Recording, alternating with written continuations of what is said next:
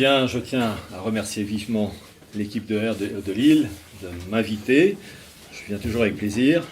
J'aime le Nord et je ne suis pas originaire de cette région, mais l'aspect architectural que j'ai vu tout à l'heure de Lille, c'est la France classique telle que je l'aime. Mais la ville de Lille qui a aussi ses problèmes comme toutes les villes françaises. Bon, mais ça c'est le mondialisme qui le veut. Alors, le sujet, vous êtes venus en masse pour un livre qui vient de sortir, je l'ai obtenu hier, il est sorti de presse, c'est du tout frais, c'est sorti chez l'imprimeur il y a peu de temps. C'est le livre de H.G. Wells, Herbert George Wells, le Nouvel Ordre Mondial, aux éditions du Rubicon. Alors, donc j'ai fait la préface, j'ai eu cette chance de faire cette préface. Livre, pour ceux qui voudraient l'acheter plus tard, et c'est enregistré et filmé, donc ceux qui voudraient l'acheter, ce livre, pour le moment, est disponible uniquement sur le site des éditions du Rubicon. Donc, édition du Rubicon en un seul mot, édition plurielle, éditiondurubicon.com. Peut-être qu'il sera plus tard sur Amazon, mais pour le moment, éditiondurubicon.com, et sinon, les bonnes librairies, je ne vous dis pas les noms. Donc, H.G. Wells, le Nouvel Ordre Mondial, et je vais vous présenter ce livre, expliquer l'avantage et l'immense intérêt d'avoir eu d'abord le plaisir de lire ce bouquin, déjà que je connaissais, vous allez voir pourquoi. Et quand on m'a proposé la préface, j'ai cédé sans problème à l'éditeur. Alors, ce titre déjà, livre Le Nouvel Ordre Mondial, sorti en janvier 1940, il a donc fallu attendre 2018 pour voir la version en français. Nouvel Ordre Mondial, certains vont dire, mais c'est du complotisme. Vous avez mis un titre pour accrocher le regard et donc inciter à l'achat. Pas du tout. C'est exactement le titre du livre d'H.G. Wells, New World Order. Et j'ai une réédition de ce livre-là, une réédition en anglais donc sortie en 2007. Et voilà la couverture du livre, New World Order de H.G. Wells, traduit enfin en français. Je voulais vous le montrer pour vous montrer que c'est vraiment le titre en français, donc pas une invention pour accrocher le client. Bon, donc c'est pas un côté complotiste. Expression Nouvel Ordre Mondial. Lorsque vous voyez un fait, vous devez obligatoirement avoir le réflexe, la cause du fait, là où les causes. Nouvel Ordre Mondial, d'où vient ce mot? Qui l'a inventé? Alors à ma connaissance, celui qui a inventé, qui a utilisé la première fois l'expression Nouvel Ordre Mondial, c'est H.G. Wells, Herbert George Wells. Quand? En 1914. La première fois où cette expression a été utilisée, c'est 1914. Et dans un livre de Wells qui s'intitule, retenez bien son titre, La destruction libératrice. J'ai une réédition de 1997.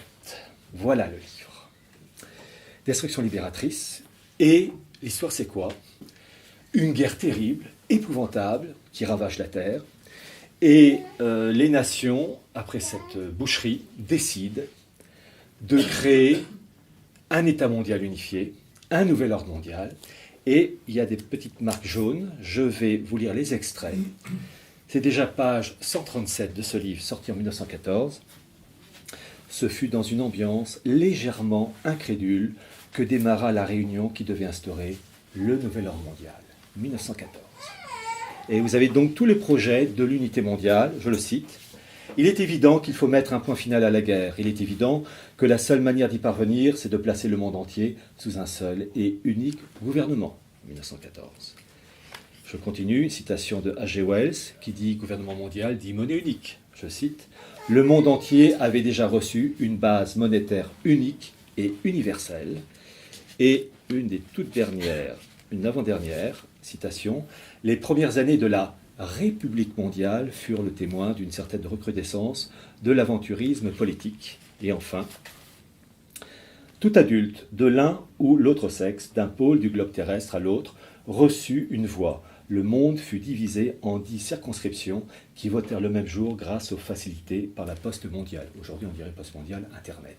Donc vous voyez, en 1914, H.G. Wells écrit un bouquin, une sorte de fiction, une guerre mondiale qui aboutit à un nouvel ordre mondial, un monde unifié, une république mondiale. Donc cette expression nouvel ordre mondial est une expression ancienne. Alors sachez que ce livre de Destruction libératrice, qui n'est pas facile à obtenir, il m'a servi pour la préface du livre d'H.G. Wells, écrit en janvier, enfin qui est sorti en janvier 1940 et rédigé l'essentiel pour l'année 1939. Je m'en suis servi. Avant de parler de l'œuvre et du caractère très moderne de ce livre, parce qu'on peut dire oui, mais 1940, c'est du passé. Oh que non. Livre capital pour comprendre le passé, mais aussi pour comprendre l'avenir. Vous allez voir la modernité de cet ouvrage. D'abord, avant de parler du livre, il faut parler de l'homme. H.G. Wells, Herbert George Wells, né en 1866, mort en 1946. En 1940, pour la parution de ce livre, il a donc 74 ans. Un homme qui a donc de l'expérience, comme on dit aujourd'hui, de la bouteille. Il faut d'abord comprendre l'homme, car on est tous tributaires, en bien comme en mal, du passé. Il vient d'où? Sa jeunesse. Il est issu d'une famille sociale, pas pauvre, mais modeste. Disons qu'il vivait correctement, mais il fallait compter. Origine sociale modeste, sa mère est domestique, et son père, il a fait plusieurs métiers. Son père a été, entre autres, à la tête d'un petit magasin. Il vendait, entre autres, des articles de sport, du cricket, mais bon, ça c'est normal, c'est l'Angleterre. Et, chose intéressante, il faut toujours voir les origines, les tournures d'esprit des parents et grands-parents, pour comprendre ensuite les répercussions sur les tournures d'esprit des enfants. Alors, il faut savoir qu'on est toujours marqué par notre origine sociale, le comportement de nos parents, mais il n'y a pas de fatalisme. On peut, à condition d'en prendre conscience, changer de tournure d'esprit et évoluer. Mais la première marque de fabrique, quand on est bébé, ça vient des parents et du milieu social. Et il faut savoir que H.G. Wells a été marqué par des éléments qui vont caractériser toute sa vie. Sa mère est protestante. On n'a pas la même mentalité quand on est catho, musulman et juif, ou la religion shintoïste, par exemple. Mère protestante et père libre penseur. Libre penseur, c'est lié à la maçonnerie, à la franc-maçonnerie, c'est-à-dire être libre penseur, c'est le refus des dogmes, en particulier du catholicisme. Donc, H.G. Wells est né dans une ambiance de caractéristique d'un modèle de pensée religieuse qui conditionne et oriente le raisonnement. Il a fait des études, et en particulier des études dans la biologie. Et il a eu un professeur qui a renforcé sa tournure d'esprit, ses caractéristiques que je viens de vous citer. Ce professeur s'appelait Thomas Huxley, 1825-1895, biologiste. Et ce Thomas Huxley va marquer au fer rouge le jeune étudiant H.G. Wells, Herbert George. En effet, Thomas Huxley est un biologiste réputé. C'est un eugéniste, alors, sélection des humains, hommes-femmes, en fonction de leurs qualités, compétences, capacités physiques et intellectuelles. C'est un darwinien, c'est-à-dire acquis à la cause de Darwin, de l'évolution, l'évolutionnisme. Et d'ailleurs, Thomas Huxley avait un surnom, on l'appelait le bulldog de Darwin, pour dire qu'il défendait avec passion les théories de Darwin. Et, chose très intéressante, Thomas Huxley est l'inventeur d'un mot, en 1869, qui est le mot agnosticisme. Très intéressant, surtout pour un H.G. Wells protestant et avec un père libre penseur, parce que l'agnosticisme, c'est le concept qui consiste à dire que l'intelligence humaine n'est pas en mesure de prouver l'existence de Dieu, ni même de le nier. Mais voilà, l'agnosticisme, c'est ça. Et donc, c'est Thomas Huxley qui invente ce mot en 1869, qui va donc marquer et renforcer cette mentalité, la mentalité d'H.G. Wells. Ce Thomas Huxley, il a eu deux petits-fils. Le premier, il est connu, c'est Aldous Huxley, qui fait paraître en 1932 ce fameux livre, le fameux Brave New World, le meilleur des mondes, qui raconte, pour faire court, l'histoire d'un monde unifié, une humanité sélectionnée et hiérarchisée grâce à l'eugénisme. Vous avez tous les cas, les super intelligents, moyennement intelligents, et puis ensuite les races mottes. Vous avez aussi, dans ce livre, le principe du métissage. Non pas le métissage normal, classique, mais une volonté idéologique, puisque dans ce monde unifié, vous avez le monde qui est divisé en 10 blocs. Et le grand administrateur de l'Europe occidentale, dans le livre de Huxley, s'appelle Mustapha Meunier. Mustapha, prénom bien arabe, Meunier, nom bien français. Mais dans cette histoire, il n'est plus arabe, il n'est plus français, il est un hybride, un produit hors sol.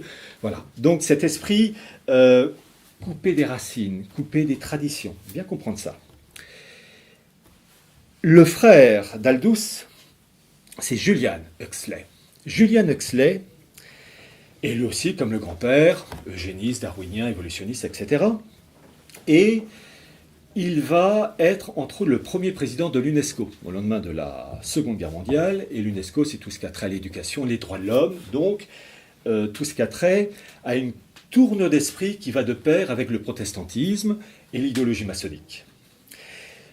Julian Huxley va être aussi à l'origine de la création d'un institut que vous connaissez tous, qui est le WWF, pour la protection de la faune et la flore. Principe en lui-même qui est bon, protéger la nature. Mais dans l'esprit mondialiste de ces gens-là, ça va dans un autre sens qui est une sorte de divinisation de la nature, de déesse mère Gaïa. C'est ça l'esprit d'arrière-fond du WWF. Donc Julian Huxley est un eugéniste convaincu, et il y a un mot qu'on utilise de plus en plus aujourd'hui, c'est le mot transhumanisme. Transhumanisme, c'est ce concept qui consiste à améliorer les capacités physiques et intellectuelles de l'homme grâce à la technique.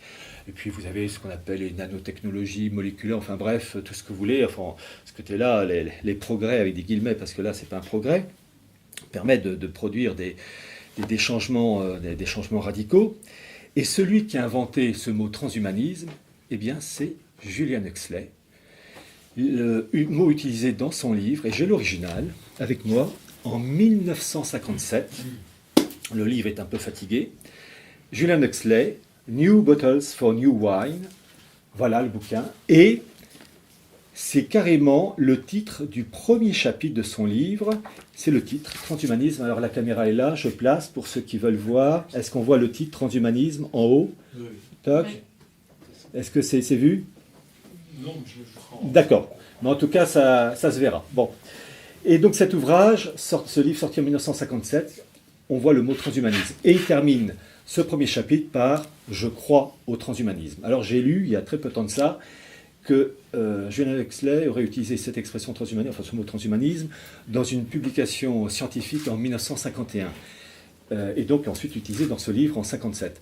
Mais compte tenu que je n'ai pas trouvé la référence, je ne peux pas vous la donner. Mais déjà, en 57, le concept existe et le mot existe. Bien.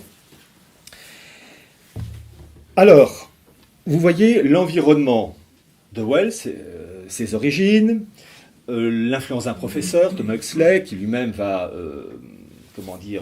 marquer l'esprit de ses petits-fils. Donc tout ça, ça explique la tournure d'esprit d'H.G. Wells, qui va se lancer dans la littérature et rédiger des ouvrages très connus. L'homme invisible, La machine à remonter le temps, La guerre des mondes, avec l'invasion des Martiens, et puis le dernier qui a été fait avec plusieurs versions, c'est avec Tom Cruise. Et puis un des tout premiers livres de H.G. Wells, qui est sorti en 1896, c'est L'île du docteur Moreau. Ce livre qui raconte donc des expériences scientifiques de l'époque, où vous avez des médecins qui font des greffes entre animaux et êtres humains avec des transfusions sanguines. Et évidemment, on arrive à des combinaisons hommes-animaux atroces, épouvantables. Donc c'est déjà une volonté d'essayer d'améliorer la race humaine, entre guillemets. Donc un transhumanisme, et un transhumanisme rude, vu les connaissances techniques de l'époque. Et il faut reconnaître que ce principe d'amélioration, si je puis dire, du corps humain et de ses capacités intellectuelles, ça continue, mais alors là, avec les techniques d'aujourd'hui, à vitesse grand V, grâce à une connaissance.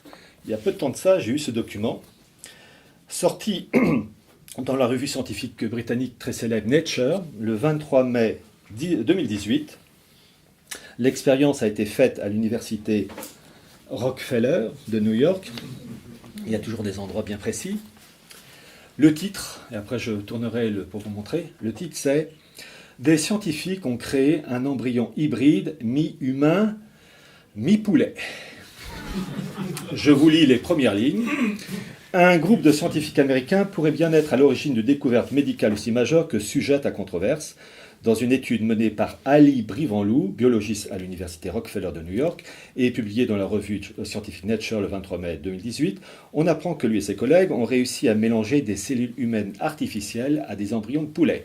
Le but de cette étrange expérience scientifique vise à comprendre la façon dont les cellules s'organisent au sein de l'embryon humain pour donner naissance à ses membres, donc le corps humain. La photo, elle est là. Bon. Le titre déjà... c'est l'île du docteur Moreau d'H.G. Wells, mais avec des techniques qui sont passées de 1896, mai de 2018, c'est-à-dire des techniques bien plus développées. Ça fait peur parce qu'on est en plein dedans et les choses s'accélèrent, je pense entre autres à des personnes comme Raymond Kurzweil, et il n'est pas le seul. Bien comprendre que H.G. Wells, qui est marqué par tous ces référents, va, entre autres, au cours de sa vie, adhérer à un institut qui est la Société Fabienne. Fabienne Society, créée en 1884 par un couple, Sidney et Beatrice Webb, il y a aussi l'écrivain Bernard Shaw, et H.G. Wells ne restera que quelques années, 1903-1908, je crois, au sein de la Société Fabienne. Il faut impérativement la connaître. Pourquoi ? Parce que cette Société Fabienne, pour faire court, prône la fusion du capitalisme et du socialisme, mais d'une manière progressive.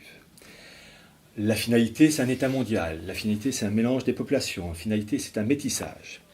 Et cette Société Fabienne a eu et continue d'avoir une influence énorme. Il faut savoir que la Fabian Society est responsable de la création en 1895 d'une université ultra puissante et influente qui est la LSE, London School of Economics.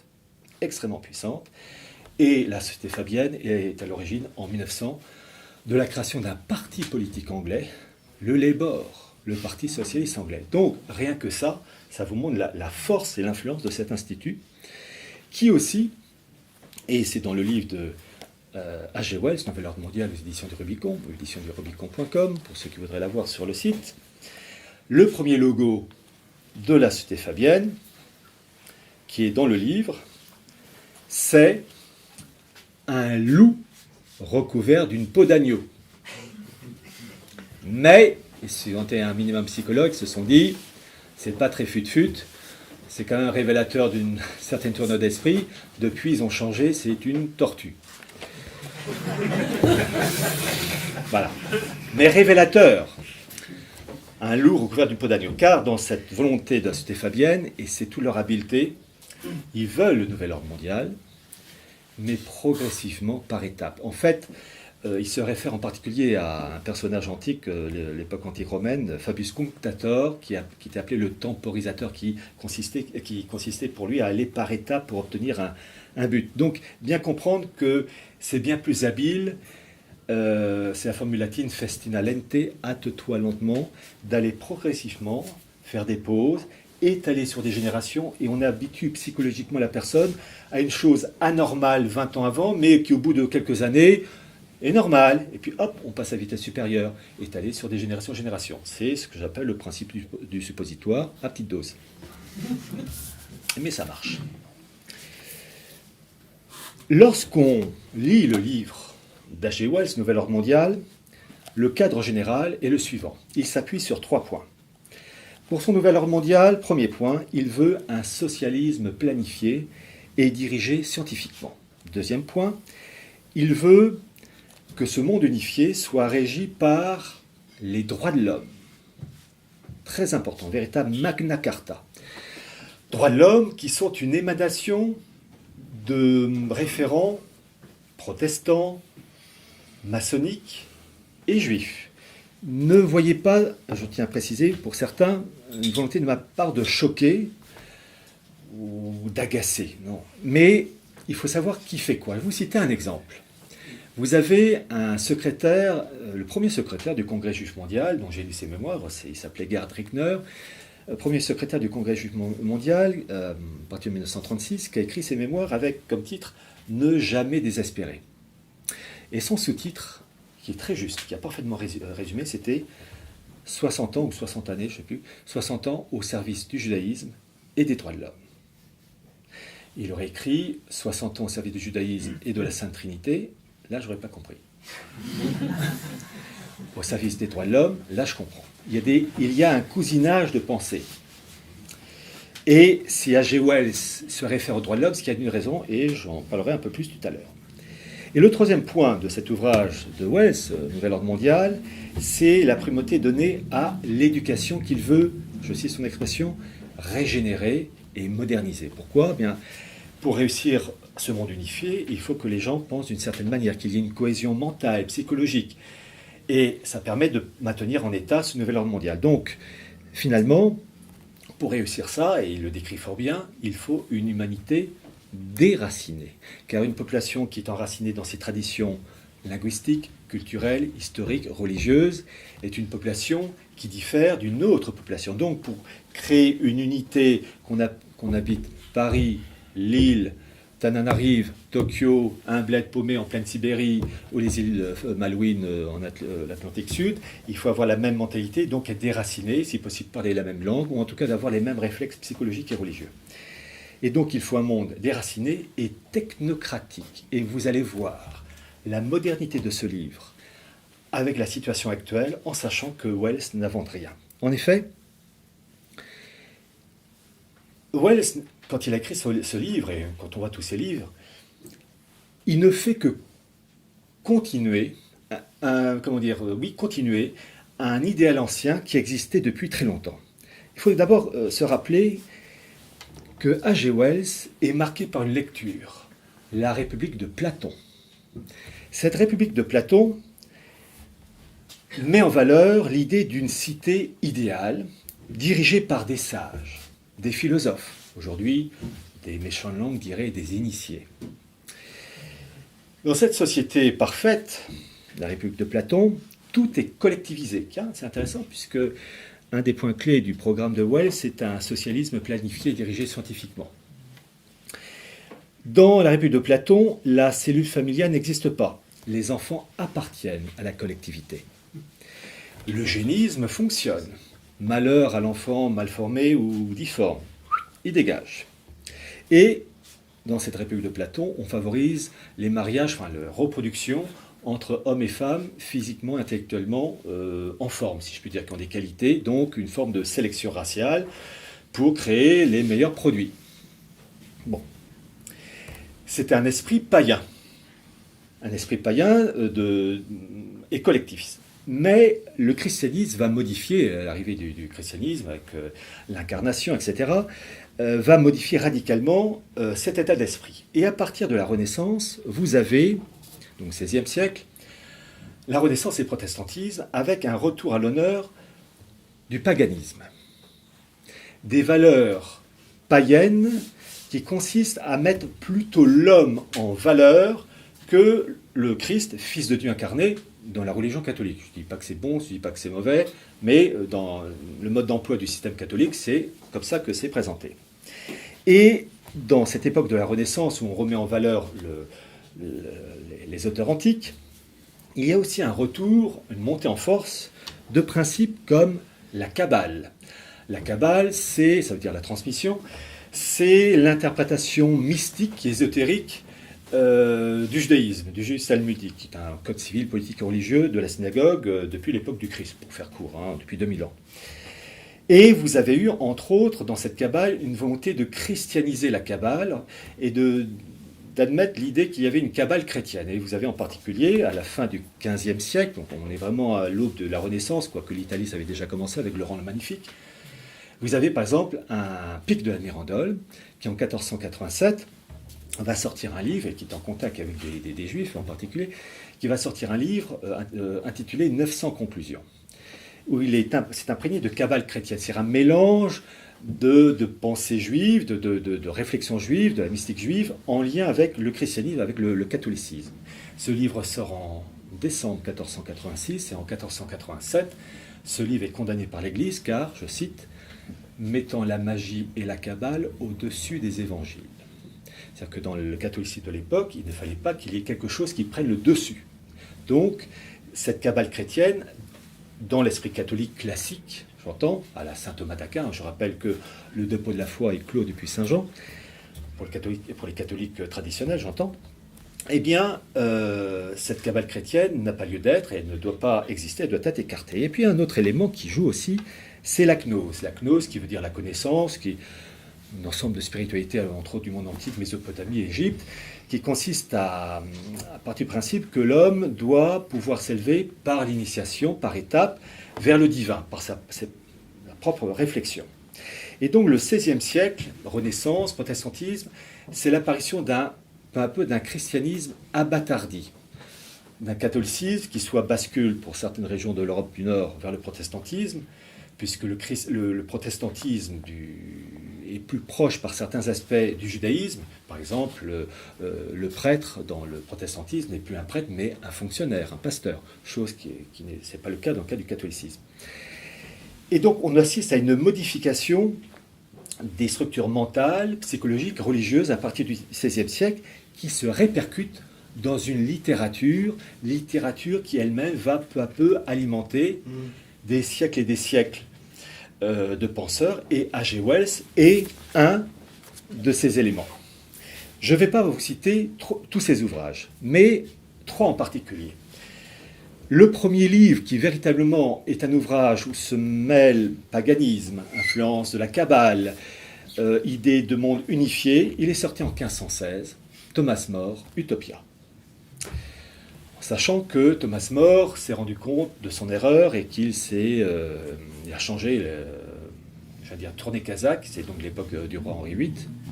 Il a été même quelques temps plus tard, enfin plusieurs siècles après, canonisé. Mais à cette époque, Thomas More, qui est un juriste éminent, est marqué par tous ces esprits, ces courants, Kabbale, gnose, christianisme réformé, etc. Puis c'est Henri VIII qui en plus va faire basculer l'Angleterre du catholicisme à l'anglicanisme. Et donc son Utopia de 1516, c'est quoi? Une cité unie, pas de propriété, il n'y a pas de propriété, il n'y a pas d'argent, l'euthanasie fonctionne. Il y a différentes religions, mais une liberté religieuse et malgré tout une sorte de super-religion qui réunit ces différentes branches religieuses. Et, chose très intéressante, le dieu de cette religion dans Utopia, c'est un dieu unique. Mais un dieu unique vraiment au sens strictement monothéiste. Un dieu comme pour l'islam, un dieu unique, ou comme dans le judaïsme. Le catholicisme, c'est un dieu unique, c'est un monothéisme. Mais il y a ce fameux dogme de la Sainte Trinité qui est considéré par les musulmans et par les juifs comme un polythéisme. Chose que les catholiques ne disent pas, mais pour la partie adverse, c'est considéré comme un polythéisme. Là, dans Utopia, c'est un pur monothéisme, c'est-à-dire vraiment un dieu unique, il n'y a pas un dieu trinitaire. Il est appelé Père, une sorte de dieu suprême, un dieu infini, un dieu sans limite, un dieu comme dans la Kabbale avec l'Ensof, ce dieu infini. Et on voit l'influence de la Kabbale dans l'œuvre de l'Utopia de Thomas More. Et cette marque de la Kabbale, on la retrouve quelquefois dans des sujets très variés. Personnellement, aimant la musique classique, vous avez par exemple la 9e de Beethoven, l'Ode à la joie.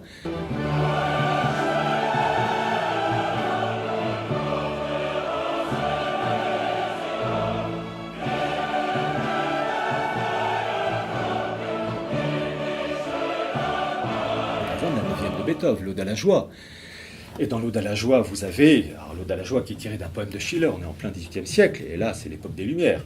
Eh bien, dans l'Ode à la joie de Beethoven, vous avez ce Dieu, ce Père qui se tient au-delà de la voûte étoilée. Ben, ça, c'est l'esprit de la Kabbale. Ce Dieu unique, infini, l'être suprême, qu'on retrouve dans la Révolution française avec l'être suprême de Robespierre, le culte de l'être suprême en 1794. On voit l'influence de la Kabbale et de ce fameux Ensof.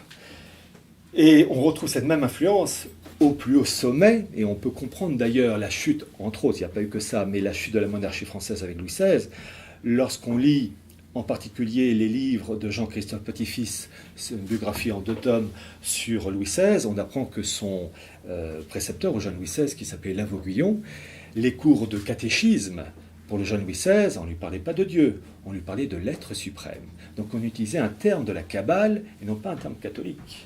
Très intéressant de voir comme ces choses se sont immiscées. Il est vrai aussi que la mère de Louis XVI, Marie-Joseph de Saxe, était la fille d'Auguste III de Pologne, qui était le parrain de Jacob Frank, qui, lui et son équipe, se sont faussement convertis au catholicisme et qui ont pour un but de subvertir, etc. Et j'en parle énormément dans l'Atlas du mondialisme. Bon, je n'irai pas plus loin. Chose très intéressante dans l'Utopia de Thomas More, tout le monde doit déménager tous les 10 ans. Il ne faut pas s'enraciner, il faut être nomade. Je crois qu'un Jacques Attali aurait été content de cette méthode. Donc vous voyez, on sent une tourne d'esprit qui montre que cette tourne d'esprit se réfère à des points bien particuliers, qui sont éloignés du catholicisme classique. C'est-à-dire que ce Moyen-Âge triomphant avec Saint-Louis, etc., ça y est, il commence à fléchir et d'autres éléments interviennent pour le contrebalancer, puis peu à peu, au fil des siècles, s'imposer. La petite gorgée d'eau. Deuxième ouvrage, qui est beaucoup moins connu. Donc j'ai dit 1516 pour Utopia. Il y a un autre ouvrage, sorti en 1623, donc là, c'est le règne du très jeune Louis XIII. Henri IV est mort, assassiné en 1610. L'ouvrage d'un moine français qui s'appelait Émeric Crusset. Le titre est long. Je vous le lis et puis je vais faire une petite explication pour un mot un peu particulier. Le titre, c'est « Le nouveau ciné ou discours d'État représentant les occasions et moyens d'établir une paix générale et liberté de commerce par tout le monde. » Le nouveau ciné, ciné, C-Y-N-E, accent aigu E. Ça vient en fait d'un homme de l'Antiquité, de l'époque grecque, du roi Pyrrhus, qui avait un conseiller qui s'appelait Cinéas. Donc ciné, c'est la version, je vais dire, francisée. Et ce moine, Émeric Crusset, se présente comme le nouveau cinéaste, nouveau ciné, pour dispenser, un nouvel évangile, si je puis dire. Et son livre, quoi? Qu'est-ce qu'il raconte en 1623? Il évoque la mise en place d'un monde unifié, toujours façon Utopia, Thomas More, avec une religion unique, avec sa formule « Qu'est-il besoin de se faire la guerre pour la diversité des cérémonies ?» Donc, une religion unique et surtout pas trinitaire, un Dieu unique. Une organisation politique universelle et permanente, une liberté de commerce complète. Pour lui, il ne doit pas avoir de distinction entre le marchand du pays et le marchand étranger. Donc, les frontières, donc une libre circulation, c'est le libre-échange avant l'heure. Une unité monétaire mondiale, 1623. Et d'ailleurs, il dit bien, il parle d'ailleurs des chrétiens, des orthodoxes, des juifs, des mahométans, des chinois, et hop, monnaie mondiale pour tous. Voilà, c'est vraiment 1623. Capitale de ce monde, unifié. Alors, il faut se mettre dans le contexte de l'époque. Donc, je vois déjà des sourires taquins. Non, non, non, non, ce n'est pas Helsinki. Il faut se remettre dans le contexte de l'époque. Nous sommes au début du XVIIe siècle. Il y a une grande... c'est pas un État, c'est un État particulier qui est une grande puissance commerçante, qui a vu apparaître, d'ailleurs le mot vient de là, son premier ghetto en 1516, et là on est en 1623, c'est la Sérénissime, la capitale de ce monde, c'est Venise. Et c'est là où se trouve entre autres un grand foyer de la puissance juive, le ghetto. Donc c'est très intéressant. Unité mondiale, monnaie mondiale, libre-échange complet, et une capitale qui, comme par hasard, est bien située. Troisième livre que je vais vous citer, qui est sorti peu de temps après, en 1627, d'un Anglais, Francis Bacon, La Nouvelle Atlantide. Et là, bis repetita, la Nouvelle Atlantide présente une cité idéale qui s'appelle Ben Salem. Et c'est là aussi pouvoir étatique fort, liberté religieuse, religion, tout ça, évidemment, tout ce qui est Dieu trinitaire, etc., tous les fondamentaux du catholicisme traditionnel, évidemment, sont évacués. Humanité mélangée et promotion du transhumanisme. Alors, le mot n'est pas utilisé, mais on est en plein dedans. J'ai apporté avec moi le livre de Francis Bacon, La Nouvelle Atlantide. Je vais vous lire quelques extraits et vous allez voir la modernité. 1627. Nous avons aussi des parcs et des enclos, avec toutes sortes de quadrupèdes et d'oiseaux qui ne sont pas là uniquement pour le plaisir des yeux ou à cause de leur rareté, mais aussi en vue de dissection et d'expérience, afin que nous puissions de cette façon augmenter nos lumières sur ce qui peut être pratiqué sur le corps humain. Nous essayons aussi sur eux tous les poisons et tous les remèdes. Nous faisons l'essai des actes chirurgicaux aussi bien que médicaux. Par art aussi, nous les rendons plus gros ou plus grands que les autres représentants de leur espèce, ou bien plus petits, en arrêtant leur croissance. Nous les rendons plus féconds qu'à l'ordinaire, ou au contraire stériles. Nous modifions aussi en bien des façons leur couleur, leur forme et leur comportement.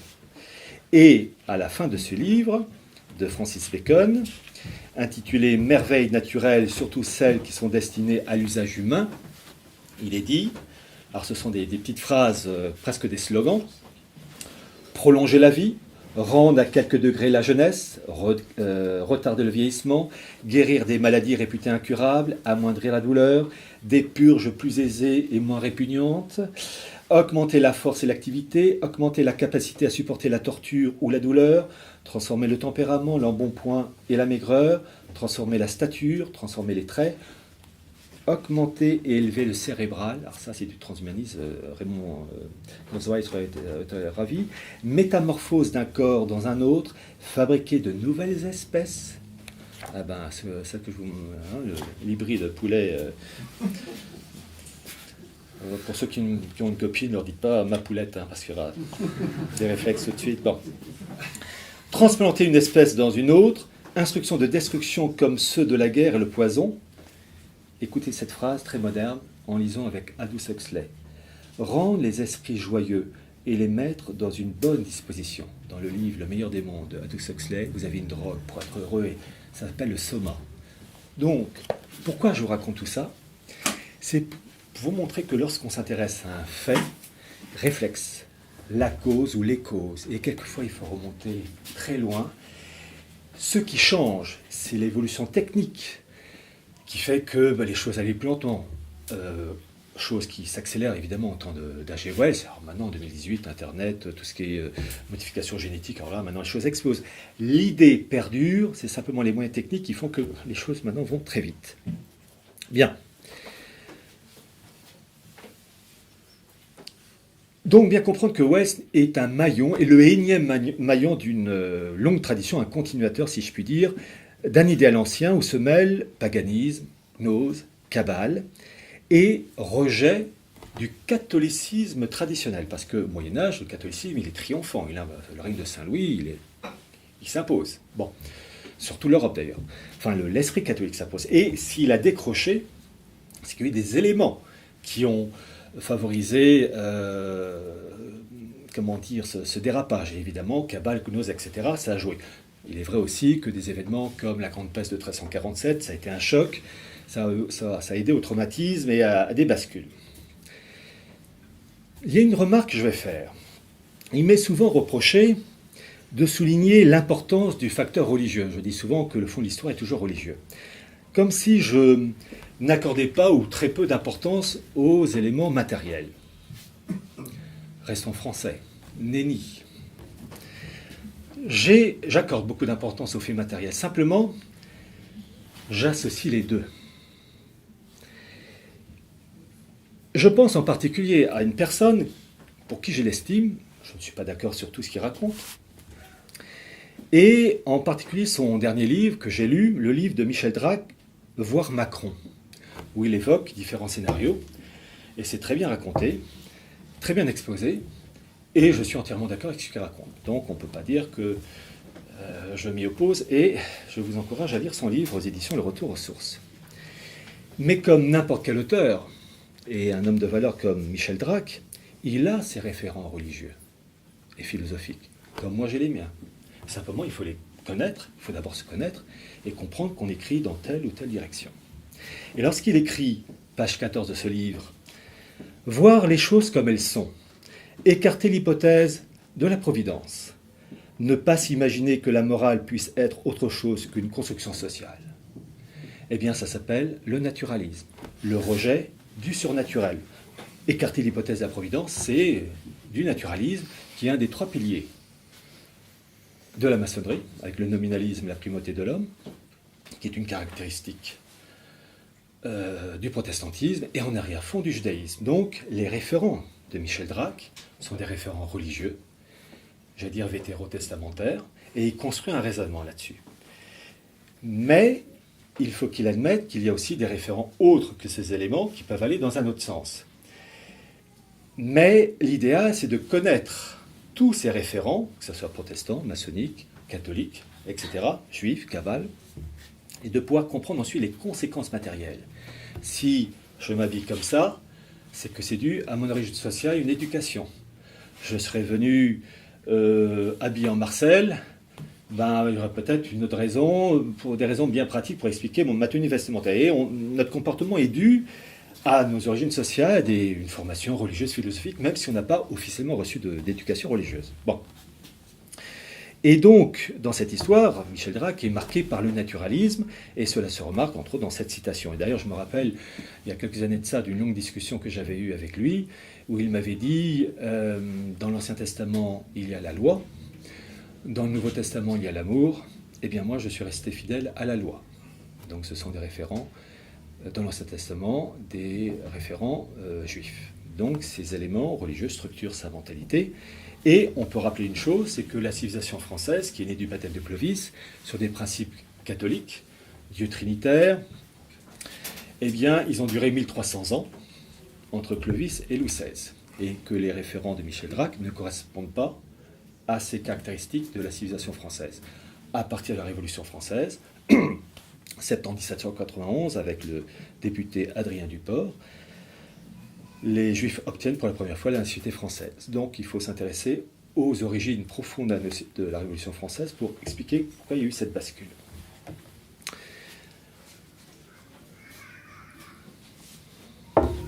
Même si le fond de l'histoire est religieux, il ne faut jamais oublier les contingences matérielles.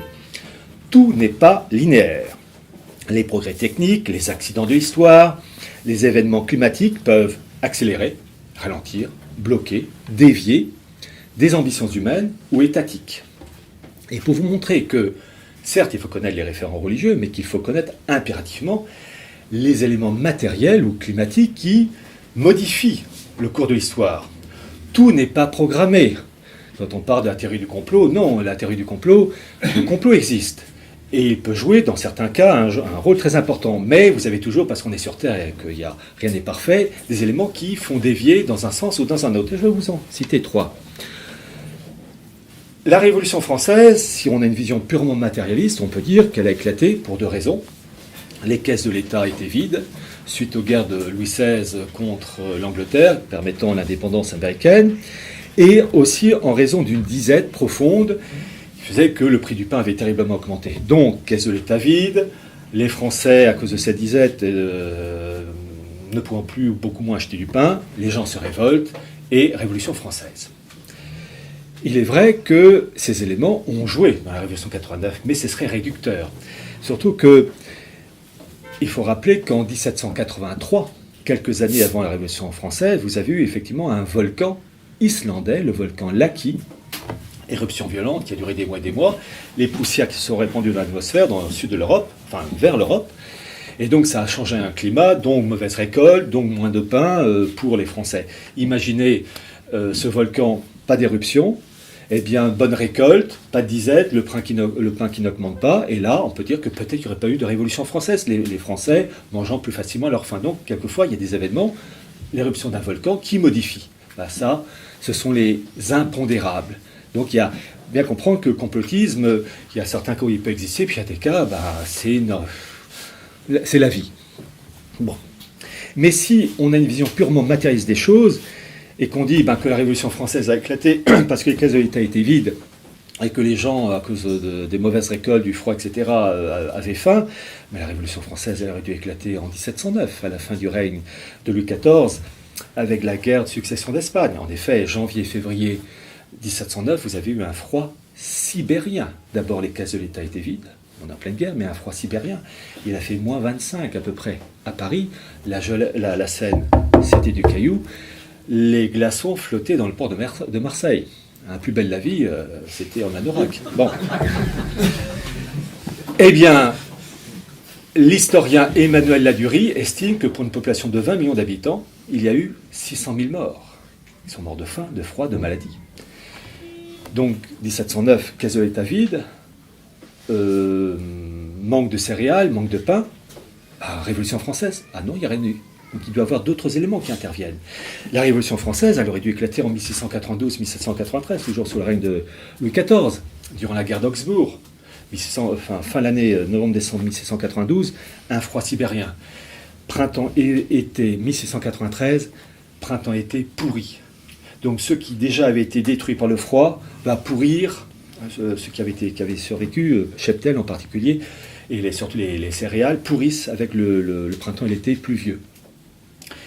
L'historien Emmanuel Leroy-Ladurie estime que là aussi, il y a eu à peu près, pour 1692-1693, environ à peu près 1 300 000 Français à mourir de faim et de maladie.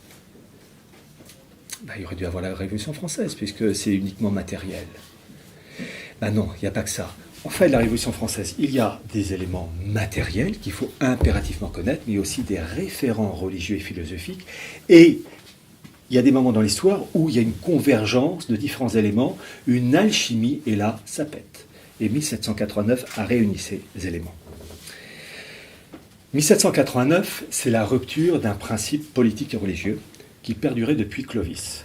Depuis le baptême de Clovis en 496, date officiellement retenue, jusqu'à Louis XVI, le roi de France est le lieutenant du Christ sur terre. Et il tient son royaume, comme on dit selon la formule, en commande, c'est-à-dire qu'il doit créer les conditions matérielles pour permettre à ses sujets de gagner le ciel. En gros, pour faire court. C'est un principe qui dure 1300 ans. Et évidemment, il n'était valable que pour ceux qui étaient catholiques, et donc il fallait être français. Donc, ceux qui étaient d'origine juive ne pouvaient pas appartenir au royaume de France et à sa civilisation. Ce principe du roi de France, lieutenant du Christ, avait été rappelé le 21 juin 1429 à Saint-Benoît-sur-Loire par Sainte Jeanne d'Arc, quand on dit qu'elle était là pour foutre à la porte des Anglais. C'est vrai, il n'y avait pas que ça, c'était pour rétablir et rappeler le principe fondamental de la monarchie française qui a donc duré 1300 ans. Et pour comprendre Wells, il faut comprendre le contre-modèle. Et je vais en profiter pour citer 2 ouvrages qui expliquent vraiment le fond de la monarchie française et du catholicisme avec ses répercussions politiques et même indirectement militaires. Et ces 2 ouvrages qui viennent de paraître il y a quelques jours, je les connais bien, j'ai eu le privilège de lire les manuscrits et j'en ai fait la préface. Et je les cite. Le premier livre, c'est le livre de Paul-Étienne Pierrecourt, le titre de La Salette à Diana Vaughan. La Salette, c'est une apparition de la Sainte Vierge en 1846. Et Diana Vaughan qui faisait partie d'une secte luciférienne. Une étude très intéressante et référencée, en lien entre autres avec Vatican II. Et c'était aux éditions Saint-Rémy, une excellente maison d'édition qui présente des livres. J'ai écrit la préface de ce livre, passionnant et terriblement moderne et qui permet de comprendre la situation actuelle. Et deuxième ouvrage que je vous cite, qui vient de sortir, dont j'ai fait la préface, écrit la préface, c'est le livre de Louis Hubert Rémy, intitulé « De la passion de notre Seigneur Jésus-Christ à la passion de l'Église », aux éditions ACRF, les Amis du Christ au Roi de France, où l'auteur explique les raisons aussi profondes de Vatican II et les conséquences pour l'Église et plus exactement aussi pour les hommes d'Église. Donc je vous conseille vivement ces 2 ouvrages disponibles sur les sites, les éditions Saint-Rémy et sinon la CRF. Pour comprendre A.G. Wells, les propos qu'il tient dans ce livre, il faut connaître 89 et les répercussions qui vont avec. Il y a 2 points que je vais retenir.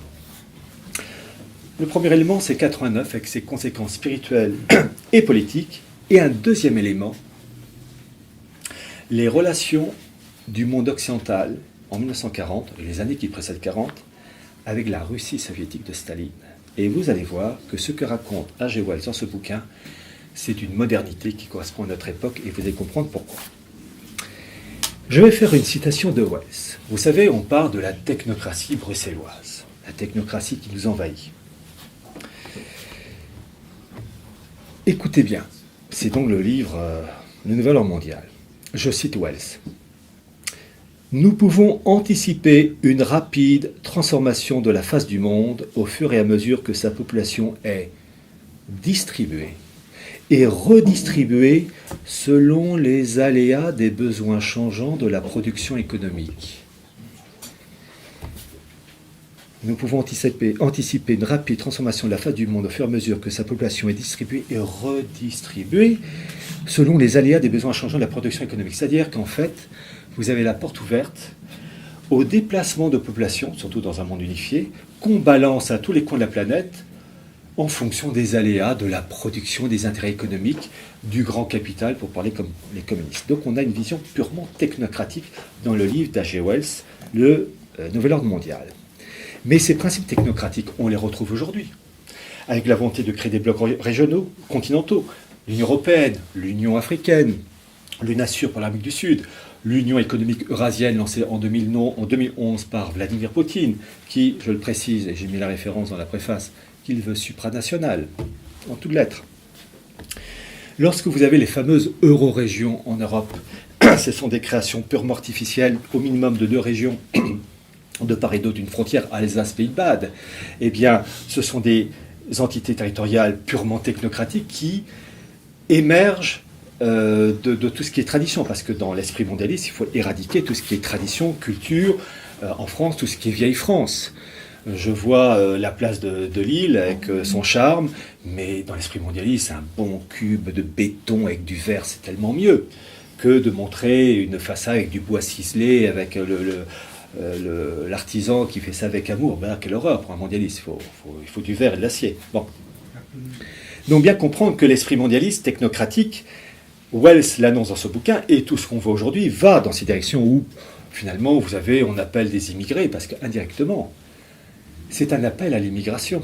Pour mettre des populations à n'importe quel endroit de la planète, il faut détruire la cellule familiale, parce que de cette manière, on peut déplacer plus facilement la personne, la couper de ses traditions.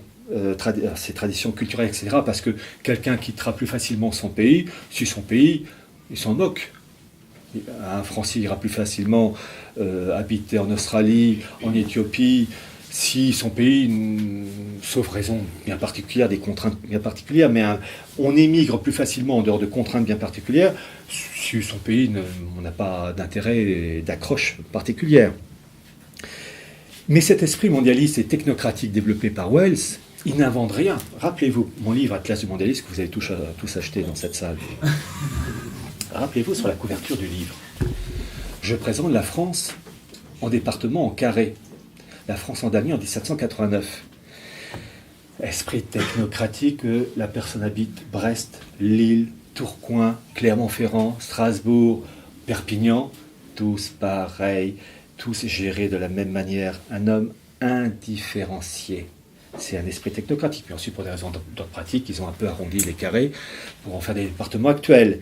C'est typiquement l'esprit technocratique dans les gènes de la Révolution française. Et on retrouve ça en particulier dans le cas des États-Unis. J'ai un chapitre dans l'Atlas du mondialisme où je montre la carte des États-Unis des années 30, où déjà ils se subdivisaient en des blocs artificiels, 9 blocs, 10 blocs, et puis là, le tout dernier, c'est 16 blocs. Mais pour le moment, ils sont arrivés, le truc qui a été mis en place, c'est en 10 blocs, mais il y a un projet de transformer en 7 blocs. Donc des blocs régionaux, purement reliés entre eux par des voies de communication. Et le modèle de référence, ce sont les 24 cités, méga-cités chinoises. Un truc sympa, clé du Racel. Bon. Un truc bien. Bon, on voit cet esprit technocratique qui, déjà dans la Révolution française, est bien marquant. Mais en fait, Wells, il ne fait que reprendre un idéal ancien, celui entre autres de tous les révolutionnaires, en sachant que les révolutionnaires en 89, ils poursuivaient le même but, simplement certains voulaient aller plus vite que d'autres. Et vous avez en particulier un révolutionnaire que j'ai cité dans l'Atlas du mondialisme, qui s'appelait Anaxarchis Klotz, avec son livre La République universelle de 1792, où il appelle à la mise en place d'un État mondial, la nation unique, avec des blocs Europe, Asie, Afrique, Asie, etc., et avec l'aide, pour faire la guerre, des capitalistes hébreux. Alors, petite information, je n'ai pas pu le vérifier, il y a 2 personnes qui m'ont dit la même chose et 2 personnes qui ne se connaissent pas. La République universelle de Klotz, l'original de 1792, est scanné sur Gallica. C'est comme ça que je l'ai lu. Et d'ailleurs, quand il écrit la nation unique, il écrit sans lettre capitale. Bon, ça montre qu'il y tient. Et donc, quand il part de l'aide des capitalistes hébreux pour faire la guerre contre les Saint-Empires romains germaniques, les guerres de la Révolution 1792-93, eh bien, cette partie-là qui montre, où il dit les capitalistes hébreux, il dit qu'ils tiennent tout. les munitions, le numéraire, la distribution de tout, ils tiennent tout. Ce passage-là a été supprimé dans les rééditions de 2 maisons d'édition. On ne m'a pas dit lesquelles, mais les 2 personnes qui ne se connaissent pas m'ont dit « mais moi j'ai le livre de 2000 ou 2005, je ne sais plus lequel, ce passage-là, il a sauté ». Bah oui, c'est politiquement incorrect. Les capitalistes hébreux ne jouent aucun rôle dans l'histoire de l'humanité. C'est bien connu. Eh bien, Klotz, il a renforcé, un an plus tard, en 1793, ses idées dans un petit opuscule d'une 40aine de pages, l'original, parce que j'aime bien aller toujours à la source, et là j'ai eu raison, puisque les rééditions sont tronquées. Toujours sur le site Gallica, La République du genre humain.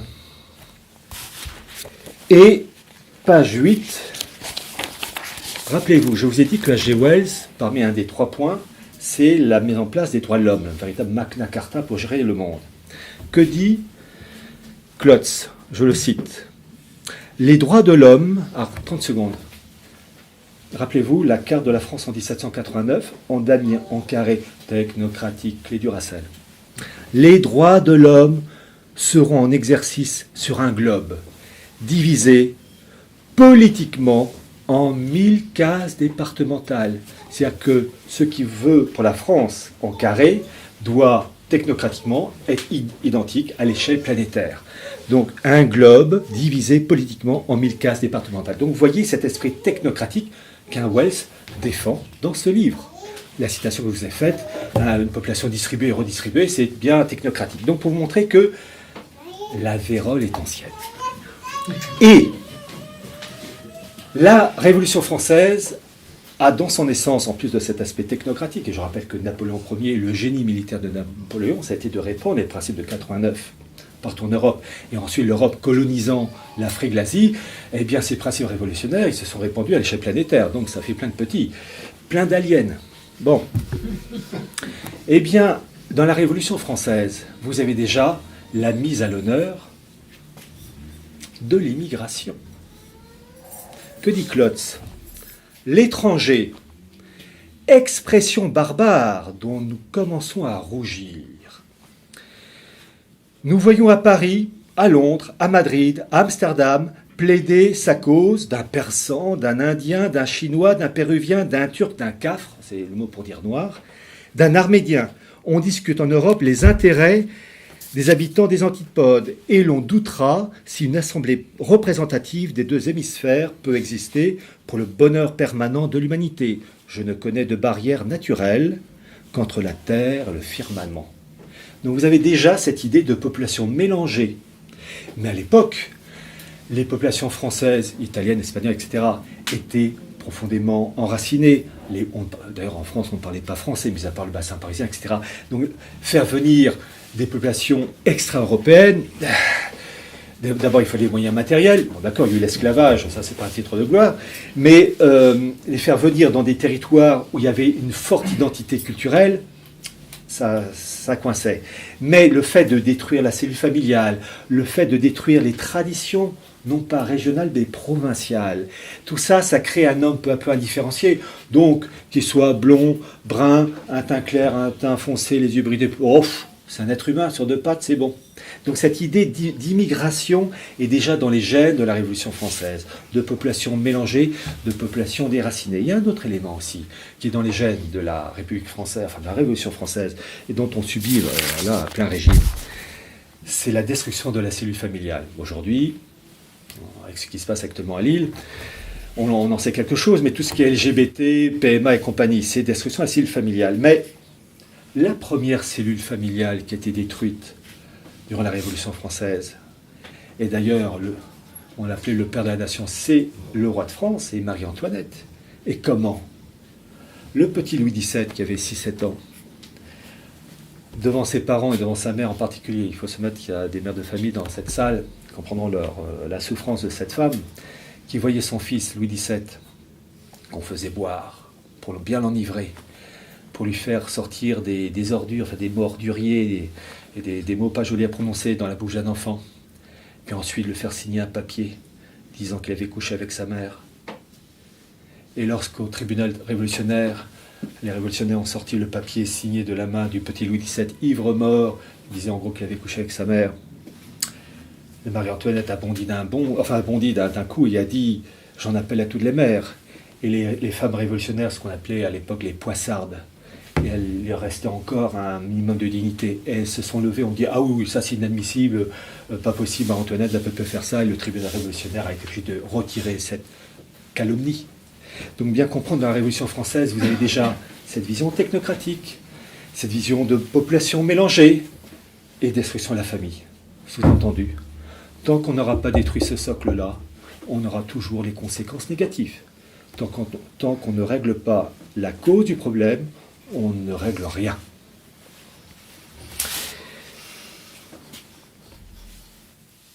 Un élément, 89. Un autre élément pour Wells, qui est très intéressant. L'époque de Wells, années 20, années 30, surtout les années 30, c'est avec Roosevelt, le New Deal. Et que dit Wells dans ce livre? Il dit que le New Deal, c'est un socialisme fonctionnel, un collectivisme qu'il met au même niveau que le collectivisme de la Russie soviétique avec ses plans quinquennaux. Et il dit qu'en fait, il y a deux collectivismes, l'occidental et l'oriental avec le russe. Et c'est là la modernité et le grand intérêt de ce livre, où il dit que le problème, pour réussir cette unité mondiale, il faut que les deux collectivismes s'entendent, le monde occidental avec la Russie soviétique, mais qu'il y a des rivalités. Et écoutez ces propos, je vais citer Wells, « Nous pourrions envisager ce que nous pourrions appeler la révolution conspiration, dans laquelle un certain nombre de gens s'occupent d'organiser les forces de la souffrance et du ressentiment et de desserrer l'emprise des forces gouvernementales dans le but d'amener un changement de régime, de système. L'idéal de ce type est la révolution bolchevique en Russie, même si elle a été simplifiée et mal comprise. » Chez Wells, il appuie, il soutient et il admire la révolution bolchevique et il veut un processus de ce style dans le monde occidental pour créer ensuite un socle commun pour fusionner les deux. Et pourquoi je dis ça? Parce que il y a des rivalités entre deux mondes. Et Wells en est parfaitement conscient, puisqu'il dit à un moment donné, et la question véritablement fondamentale qui se posera pour le monde sera de savoir si nous suivrons la Russie ou si nous nous rassemblerons pour faire face ensemble à la grave logique de la nécessité et alors réaliser une révolution occidentale qui bénéficiera de l'expérience russe, réagira en fonction de la Russie et mènera enfin à une entente mondiale. Donc, il pose le postulat de Wells, c'est que pour réussir cette révolution, enfin ce nouvel ordre mondial, il faut une entente avec le monde russe. Et ça, le problème, ça coince. Pourquoi? Il y a l'effet matériel, il y a aussi l'effet religieux. Il y a un auteur, un universitaire anglo-américain, Anthony Sutton, qui, alors c'est aux éditions Retour Source, qui a prouvé, de manière irréfutable, dans Wall Street et le bolchevique, le rôle de la City et de Wall Street dans le financement de Trotsky, qui est envoyé à Leningrad, enfin Saint-Pétersbourg de l'époque, enfin Pétrograd. Et vous allez avoir une bagarre à mort dans les années 20 entre Trotsky et Staline. Et c'est à la fin, c'est Staline qui a le dernier mot et qui arrive à éjecter en 1929, à exiler Trotsky, qui va entre autres se réfugier au Mexique. Et puis, bon, Staline envoie un de ses hommes du NKVD, un coup de pioche dans le crâne de Trotsky, et terminé en 1940, il dégage. Bon. Pourquoi il y a eu cette bagarre? Et après, vous allez comprendre la situation actuelle. Trotsky-Bronstein a été envoyé par la City et Wall Street pour diffuser la révolution mondiale, planétaire. Elle ne devait pas rester uniquement au niveau de la Russie, elle devait être étendue à l'échelle planétaire. C'est une révolution qui devait se faire dans une essence messianiste. C'était ça le but. Révolution mondiale, du chaos, de l'apocalypse qui permet d'aboutir à un cran supérieur, l'arrivée du Messie. Staline n'était pas messianiste. Il n'avait pas cette optique. Lui, il voulait sa révolution pour la Russie, quitte à l'établir aussi dans des pays limitrophes, et ça va être le cas en 1945 avec les pays d'Europe de l'Est, qui est aussi à répondre aux principes du communisme dans le monde. Mais il n'y avait pas cette vision messianiste que veut la synagogue depuis à peu près 2000 ans avec la Kabbale, et qu'on voit avec Jacob Frank, qui est la rédemption par le péché. Et les néoconservateurs sont en fait des franquistes. Il faut bien comprendre ça, les néoconservateurs, leur père spirituel, c'est Jacob Frank. On en remonte un peu, c'est Safat Esfi, et le père spirituel de tout ça, c'est Luria, le rabbin Luria du XVIe siècle. Mais vous avez ça en plus expliqué dans la classe du mondialisme. Et donc, vous avez une rivalité d'ordre messianique entre l'un, Trotsky, qui veut l'établir à l'échelle mondiale, et Staline, qui s'y refuse. Et le parallèle correspond à notre époque, puisque Staline va réussir à imposer ses vues en 1945, puisqu'il arrive à refouler l'armée nazie, et les Anglo-Américains sont obligés de traiter à Yalta avec lui. Et le parallèle, et c'est ça qui est passionnant dans l'ouvrage d'H.G. Wells, c'est qu'il montre en fait l'Occident, et c'est entendu la City et Wall Street. Aujourd'hui, ce monde anglo-saxon est confronté au même problème avec la Russie de Poutine. Il y a évidemment, dans les oppositions entre l'Occident et la Russie de Poutine, et avec en arrière-fond la Chine, avec la route de la soie, vous avez des oppositions d'ordre économique, stratégique, énergétique, le Moyen-Orient, la Syrie, enfin c'est tellement évident, je ne vais pas plus loin, mais bon. Mais il n'y a pas que ça. Il y a aussi le fait que vous avez une révolution, une dispute, si je puis dire, messianique entre le monde anglo-saxon, pour faire court Rothschild, libéral-libertaire et qui est messianiste, d'où par exemple un Trump qui vous met l'ambassade américaine de Tel Aviv à Jérusalem, et le clan Poutine-Lubavitch, qui est une autre forme de messianisme. Très intéressant de voir, et d'ailleurs j'ai énuméré dans la préface que j'ai faite du bouquin de Wells, le nombre d'oligarques juifs russes qui entourent Poutine et qui sont acquis au principe Lubavitch. Et quelle est la différence entre le messianisme Rothschild et le messianisme des Lubavitch? Et c'est le grand spécialiste du judaïsme et de la Kabbale qui s'appelle Gershom Scholem, qui est un juif allemand qui est mort en 1982, qui parle dans ce milieu de Lubavitch, du monde du Hassidim, le principe de la, je cite son expression, neutralisation du messianisme. Et écoutez bien, parce que c'est ça qui permet de comprendre le décalage du mondialisme occidental avec le mondialisme de Poutine. Je cite Gershom Scholem. Le hassidisme a maintenu le caractère populaire de la seconde Kabbale. Mais il a tenté d'éliminer le messianisme, ce mélange séduisant, mais très redoutable de soif mystique et d'espérance apocalyptique. C'est ça qu'avait Trotsky.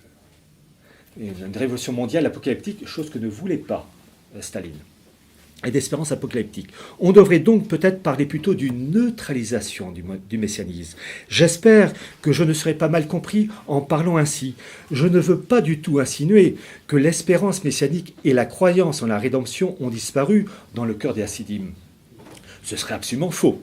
Mais c'est une chose de croire à la venue des temps messianiques et c'en est une autre de mettre cette attente avec tout ce qu'elle implique au centre de la vie et de la pensée religieuse. Eh bien, vous avez donc dans le messianisme des Lubavitch entourant Poutine, oui pour le messianisme, mais pas tout de suite. Le messianisme Rothschild, c'est tout de suite. Et donc vous avez un décalage. Et à cela s'ajoutent des rivalités d'ordre financier, énergétique, stratégique. Et donc ce sont deux mondes qui s'affrontent. La fameuse réunion, je me rapproche de la fin, la fameuse réunion de Valdai en 2014, qui est la grande réunion avec Poutine et de différents intervenants en tout genre.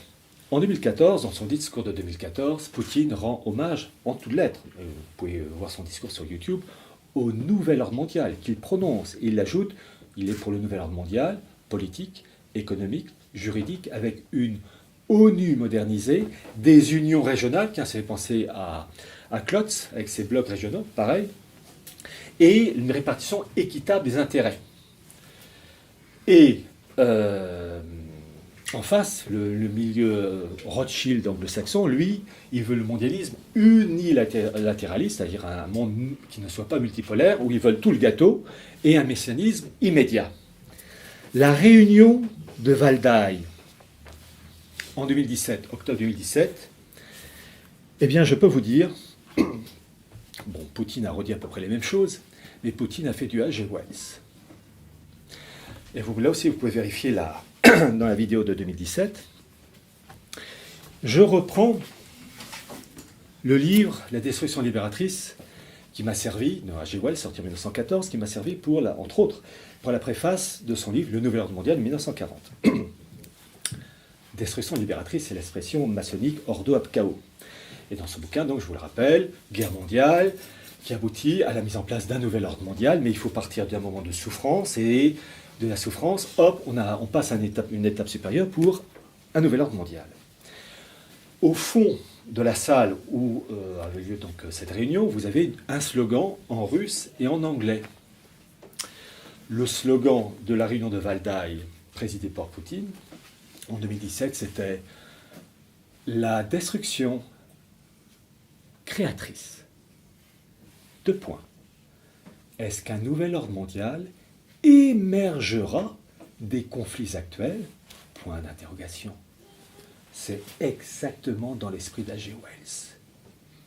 C'est du H.G. Wells appliqué. Mais simplement, chez Poutine et ses sbires, et Lubavitch en particulier, c'est pas tout de suite. Même s'ils savent qu'en face, le clan Rothschild, lui, il pousse à la roue. J'arrive à la conclusion. Ça va être rapide. Tension dans tous les domaines. Tension qui augmente malheureusement. Guerre farouche entre factions oligarchiques, américaines, russes, chinoises, israéliennes, turques, européennes et en particulier les Allemands. Première puissance économique en Europe.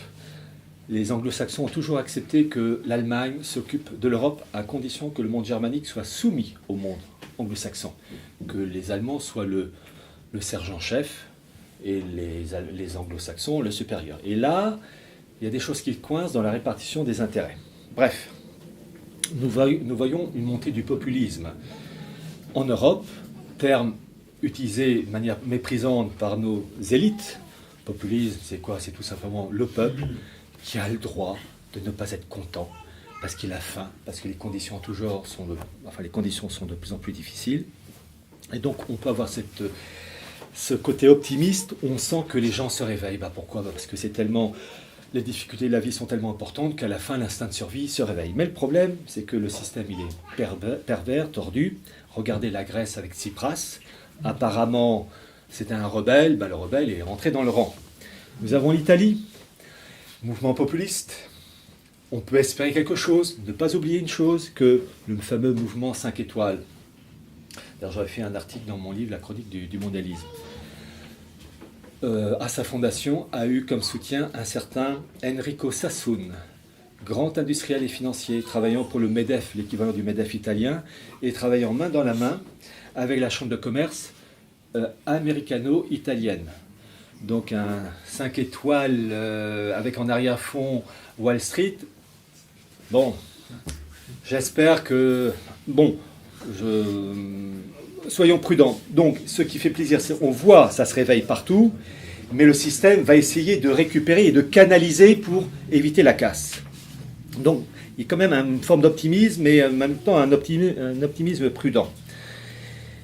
Nous assistons, dans le cas de l'Église, avec Vatican II, à un monde catholique complètement dégénéré. Vatican II se cassera la figure, mais cela se fera dans le malheur. Le monde musulman est écartelé, que ce soit Syrie, Irak, avec les pressions russes, israéliennes, turques, anglaises, françaises, puis américaines. Des centaines de milliers de musulmans innocents sont morts, il ne faut jamais oublier ça au Moyen-Orient. Les populations arabes chrétiennes en ramassent aussi plein la vue, il ne faut pas l'oublier non plus. Il y a la volonté de favoriser une partialisation de ces États musulmans. Je rappelle que vous avez eu le lancement en 2017 par le chef d'État d'Arabie Saoudite qu'on ne voit plus depuis plusieurs semaines, Mohamed Ben Salman. Nous sommes le 2 juin 2018. Depuis, je crois, fin avril, on ne le voit plus. Est-il vivant? Est-il mort? On va voir. Mais en tout cas, il a lancé en 2017 le projet NEOM, N-E-O-M, au nord-ouest de l'Arabie Saoudite, un territoire de 26 000 km², un projet titanesque, 500 milliards de dollars, sorte de bienvenue à Gataga, de transhumanisme, de tout ce qui est de villes ultra connectées.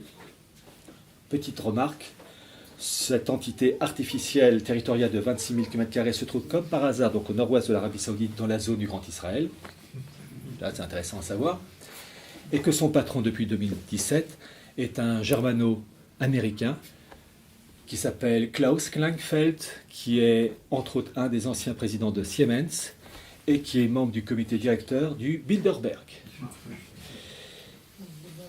Nous vivons une situation financière insoluble, endettement des États insoluble, volonté de créer une monnaie mondiale. Vous avez les DTS, les droits de tirage spéciaux. Il faut que les factions oligarchiques américaines, anglaises, russes, israéliennes, turques, etc., chinoises, s'entendent pour favoriser une monnaie mondiale. Endettement en 1000 milliards. Ne nous leurrons pas. Les temps sont mûrs pour une bascule. Et pour ceux qui comprendront, nous nous rapprocherons d'un moment où il faut bien, un jour ou l'autre, passer du 5e âge au 6e âge. Je vous remercie de votre attention.